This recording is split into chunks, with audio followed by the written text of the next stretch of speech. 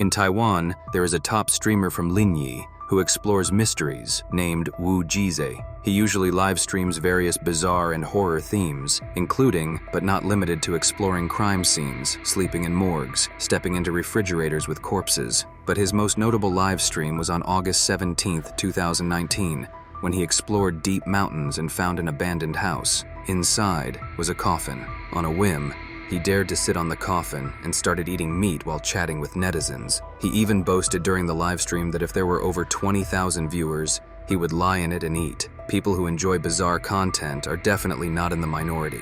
Despite it being late at night, the livestream quickly drew in 800,000 viewers. True to his word, he lay down in it and even threw out the clothes inside, even starting to talk to the person inside. This bold act directly propelled Little Wu to fame, and he quickly rose to stardom, even sharing the stage with top Taiwanese actor Wu Zhongxian. After the livestream blew up, what to do next? Sell merchandise. In the following days, Little Wu's life was exceptionally busy, hanging out during the day, live streaming at night. But during a live stream on August 27th, Little Wu was suddenly taken away by 3 strong men. At first, everyone thought it was a prank, and a poor one at that, until half a day later, when Little Wu still hadn't returned.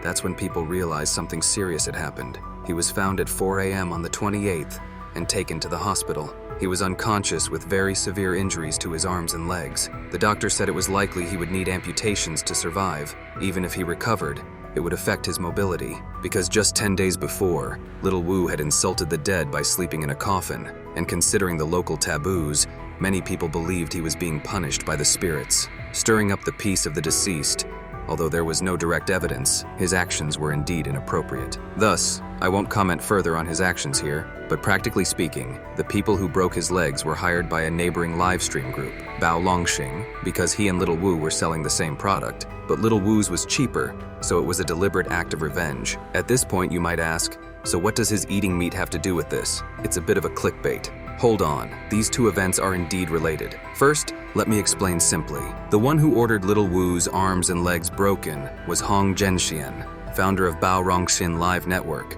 and also Little Wu's former business partner. But the direction of their live broadcasts, especially the supernatural explorations, was taught by another partner, Mr. Li, who prefers to remain anonymous. Initially, the two co-founded Bao Rongxin Live Network, and Little Wu joined later. The 3 of them were partners and also friends, occasionally even mentor and mentee. Initially, their collaboration went smoothly, but later, Hong Zhenxian became somewhat ruthless. In his desire to take full control, he slandered his colleague and drove Mr. Li away. Little Wu also eventually had no choice but to leave. After leaving, Little Wu set up his own supernatural exploration channel. Although regardless, both were still in the same category of live streamers. Their audiences were the same. In this competitive field, if one eats more, the other eats less.